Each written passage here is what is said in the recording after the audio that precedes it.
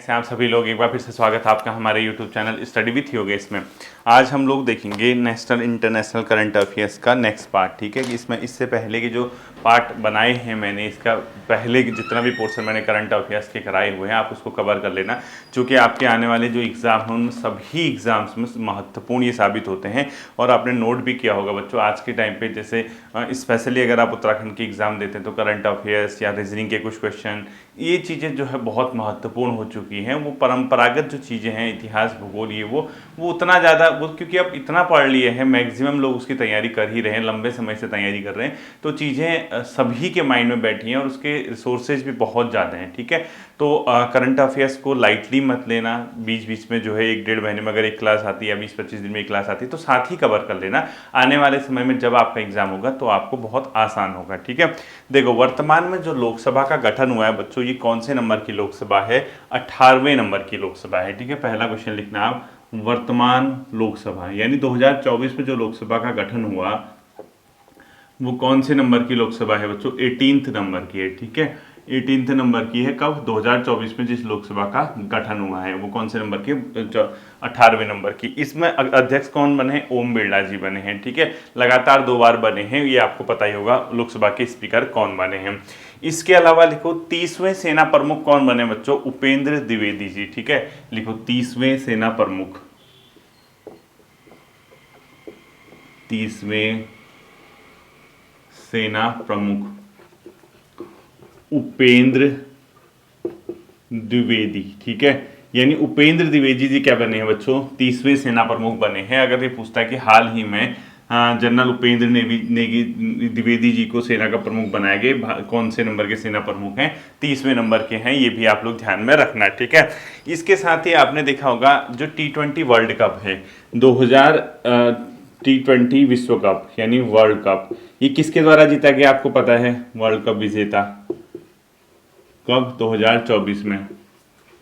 ये आपको पता है कौन है? भारत है। भारत ने बच्चों ये जो खिताब है दूसरी बार जीता है, सेकंड टाइम जीता है। ठीक है, ये आपको पता होना चाहिए, सेकंड टाइम। इससे पहले भारत ने जो जीता था फर्स्ट टाइम, वो जीता था 2007 में। ठीक है, उस समय 2007 में पहली बार जब T20 का वर्ल्ड कप स्टार्ट हुआ था तो वो भारत के द्वारा 2007 में जीता गया था। इस समय महेंद्र सिंह धोनी कप्तान थे और इस समय रोहित शर्मा। ठीक है, अगर कभी ये पूछता है कि T20 वर्ल्ड कप विजेता 2024 भारत है, ये किसके कप्तानी में भारत ने जीता, तो इसके कैप्टन कौन थे बच्चों? कप्तान कौन थे? यहाँ पे वाले में थे रोहित शर्मा। ये तो आपको पता ही होगा। मैं अब कई लोग क्या होता है ना, क्रिकेट वगैरह देखते नहीं, इंटरेस्ट नहीं होता, लेकिन पढ़ाई करते रहते, तो उनके लिए है। ठीक है, और इसमें कैप्टन कौन थे बच्चों? MS धोनी। ठीक है, क्योंकि पुराने भी पूछ देते ना ये लोग कभी कभी, मतलब ये पूछेंगे कि उससे लिंक करते हुए पूछ देंगे। अब एक चीज और ध्यान रखना, जैसे भारत ने T20 वर्ल्ड कप जीता, इसमें किस देश को पराजित किया उसने? तो साउथ अफ्रीका हारा था। ठीक है, क्यों? कौन हारा था इसमें? फाइनल कौन हारा था? फाइनल हारा था बच्चों साउथ अफ्रीका। फाइनल हारा कौन? साउथ अफ्रीका लिख लेना, दक्षिण अफ्रीका फाइनल हारा था। और एक और चीज याद रखना, इस वर्ल्ड कप को जीतने के बाद भारत के 3 बड़े खिलाड़ियों ने संन्यास की घोषणा कर दी है। अगर क्वेश्चन ऐसे पूछता है कि हाल ही में T20 वर्ल्ड कप या विश्व कप जीतने के बाद इनमें से किस खिलाड़ी ने संन्यास की घोषणा की, या इनमें से कौन से खिलाड़ी संन्यास की घोषणा में शामिल नहीं थे, तो 3 खिलाड़ियों ने इसको जीतने के बाद संन्यास ले लिया बच्चों T20 से। एक था रोहित शर्मा, दूसरे हैं विराट कोहली और तीसरे हैं कौन? रविंद्र जडेजा। ठीक है, तो 3 प्लेयर्स ने इसमें संन्यास ले लिया। ठीक है, लिखो 3 खिलाड़ियों द्वारा रिटायरमेंट। 3 खिलाड़ी क्या हुए इससे बच्चों? रिटायरमेंट ले लिया उन्होंने या संन्यास की घोषणा कर दी। ठीक है, अब संन्यास किससे कर रखा है? T20 वाले से। ठीक है, सबसे नहीं कर रखा है। T20 20-20 ओवर वाले जो गेम होते हैं, एक तो कौन है लिख लो आप, विराट कोहली प्लस रोहित शर्मा और रविंद्र जडेजा। ठीक है, ये 3 प्लेयर हैं बच्चों जिन्होंने इस वर्ल्ड कप को जीतने के बाद संन्यास की घोषणा करी है T20 क्रिकेट से। वो है विराट कोहली, रोहित शर्मा और रविंद्र जडेजा। क्योंकि कई लोग क्रिकेट वगैरह पे इंटरेस्ट रखते हैं, उनको तो बहुत बेसिक चीज़ें, बट कई ऐसे छात्र भी होते हैं जिनको बहुत ज़्यादा इंटरेस्ट इन चीज़ों पर नहीं होता है, उनके लिए ये सब चीज़ें थी। ठीक है, अगला लिखो, विश्व खेल पत्रकार दिवस कब मनाया जाता है? 2 जुलाई को। अब आप कहोगे सर ये क्या है? कभी कभी क्या होता है बच्चों, विश्व खेल पत्रकार, कई लोग ऐसे हैं जो खेल और पत्रकारिता दोनों करते हैं, उनके लिए विश्व खेल पत्रकार दिवस मनाया जाता है बच्चों प्रत्येक साल। वो मनाया जाता है 2 जुलाई को, ठीक है। विश्व खेल पत्रकार दिवस किस तिथि को मनाया जाता है अगर पूछता है तो आपका हो जाएगा 2 जुलाई, ठीक है। ये भी आप लोग ध्यान रखना। इसके अलावा मैत्री 13वां संस्करण भारत और थाईलैंड के बीच हाल ही में शुरू हुआ है, ठीक है। मैत्री का 13वां संस्करण लिखो, मैत्री ब्रैकेट में 13th एडिशन, ठीक है। 13वां संस्करण लिखो, 13th है, ठीक है। ये किसके बीच हुआ है? भारत और थाईलैंड लिख लेना, भारत प्लस थाईलैंड। अगर ये पूछता है कि मैत्री का हाल ही में 13वां संस्करण किसके मध्य हुआ है? भारत व थाईलैंड। ये अभ्यास है बच्चों, सैन्य अभ्यास, ठीक है। तो मैत्री का 13वां संस्करण किस किस के मध्य हुआ अगर कभी पेपर में पूछता है तो भारत और थाईलैंड के मध्य मैत्री का 13वां संस्करण का क्या किया गया है? आयोजन किया गया है, ठीक है। इसी के साथ एक और बहुत फेमस अभ्यास है नोमाडिक एलिफेंट, आपने सुना भी होगा, ये कई बार मैंने पहले भी कराया हुआ है, लेकिन ये चूंकि करंट अफेयर्स में हर साल होते रहते तो ये चीजें आती रहती हैं, ठीक है। लिखो, नोमाडिक एलिफेंट अभ्यास किस किस के बीच है? लिख लें, ठीक है। नोमाडिक एलिफेंट अभ्यास, एलिफेंट अभ्यास ये है बच्चों भारत और Mongolia, Bharat plus Mongolia, Bharat और मंगोलिया के बीच नोमाटिक एलिफेंट अभ्यास का आयोजन किया गया है, ठीक है। अगला लिखना बच्चों, एक संपूर्णता अभियान हाल ही में चलाया गया है, वो नीति आयोग द्वारा चलाया गया। संपूर्णता अभियान जो भारत के आकांक्षी जिले और ब्लॉक हैं उसके तहत एक कार्यक्रम है, इसका नाम है संपूर्णता अभियान, लिखो, ठीक है। पूरा लिख लेना, संपूर्णता अभियान, पूरा लिखना आप लोग, संपूर्णता अभियान ये है नीति आयोग का, नीति आयोग का है, ठीक है। संपूर्णता अभियान किसका है? नीति आयोग से संबंधित है। ये चीज भी आपको क्या रखनी होगी? ध्यान में रखनी होगी, ठीक है। आकांक्षी जिलों से संबंधित है, ब्रैकेट में लिख लेना। अगला लिखना, रुद्रम 1 मिसाइल, कैसी मिसाइल है? रुद्रम 1 मिसाइल, ठीक है। ये है बच्चों अपने आप पर रुद्रम 1 हवा से सतह पर मार करने वाली, ठीक है। तो लिखो, रुद्रम 1 मिसाइल किस तरीके की मिसाइल है? हवा से सतह में, हवा से सतह में इसको हाल ही में लॉन्च किया गया है। ये हवा से सतह में मार करेगा, यानी ऊपर से यूं नीचे की ओर आएगा। तो रुद्रम 1 मिसाइल का प्रकार जो है बच्चों हवा से सतह में वो क्या करता है? वार करता है, ठीक है। नेक्स्ट देखो, संघाई सहयोग संगठन शिखर सम्मेलन 2024 का आयोजन कहां पर किया गया?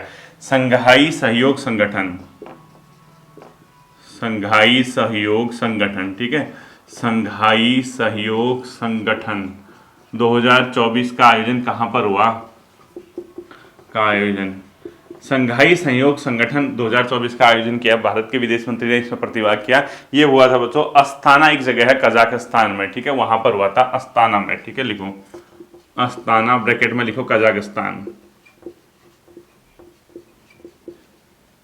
कजाकिस्तान में हुआ था अस्ताना में। भारत के विदेश मंत्री ने इसमें भाग लिया।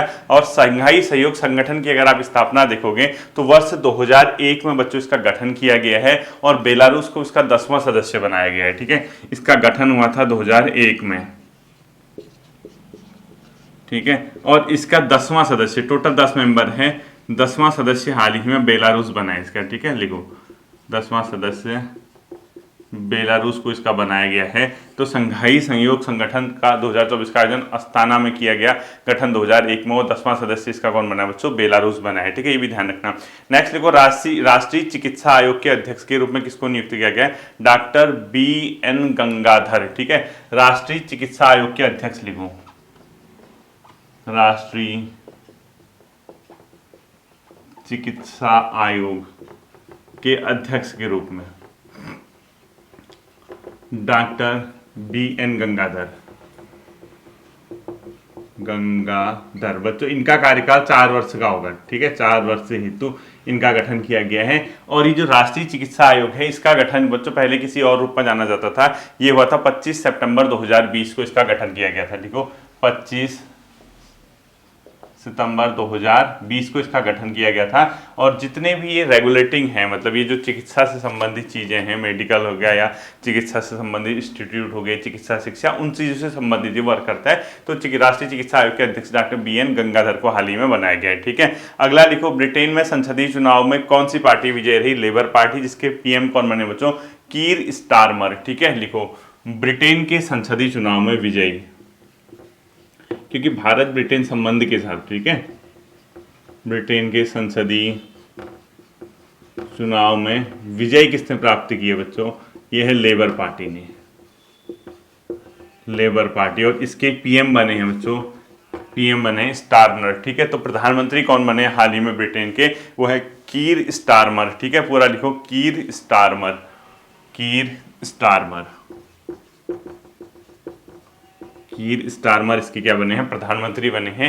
ये भी आप लोगों के लिए क्या है? इंपॉर्टेंट क्वेश्चन है। ठीक है, नेक्स्ट लिखो बच्चों, आप लोग, भारतीय पुरुष क्रिकेट टीम का नया कोच हाल ही में किसको बनाया गया है? गौतम गंभीर को। ठीक है, तो लिखो, भारतीय पुरुष क्रिकेट टीम का नया कोच कौन बना है? गौतम गंभीर। जो भारत की पुरुष क्रिकेट टीम है उसके नए कोच बने हैं गौतम गंभीर। एक नया एरा शुरू हो चुका है क्रिकेट में, तो वो लिखो, भारतीय पुरुष क्रिकेट टीम के नए अध्यक्ष, नए कोच, भारतीय पुरुष क्रिकेट टीम के नए कोच कौन बने बच्चों? गौतम गंभीर। ठीक है, गौतम गंभीर को इंडियन क्रिकेट टीम का कोच बनाया गया है, पुरुष क्रिकेट टीम का। ठीक है, ये भी आप लोग ध्यान में रखिएगा। अगला लिखो, पहला पदक वो पेरिस ओलंपिक में किस इवेंट में मिला? पेरिस ओलंपिक में पहला पदक भारत ने किस इवेंट में जीता? लिखो, पेरिस ओलंपिक में भारत को पहला पदक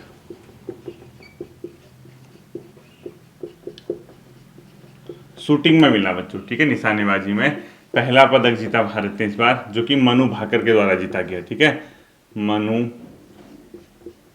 भाकर के द्वारा विजय इसमें हुआ। तो पेरिस ओलंपिक में भारत को पहला पदक जो मिला इस बार वर्ष 2024 में शूटिंग इवेंट में मिला, जो कि मनु भाकर ने जीता। ठीक है, इसके साथ ही इसी ओलंपिक में पुरुषों के, आपने देखा होगा, पुरुष जो बैडमिंटन होता है उसके सेमीफाइनल, एकल सेमीफाइनल में पहुंचने वाला पहला भारतीय बना है लक्ष्य सेन।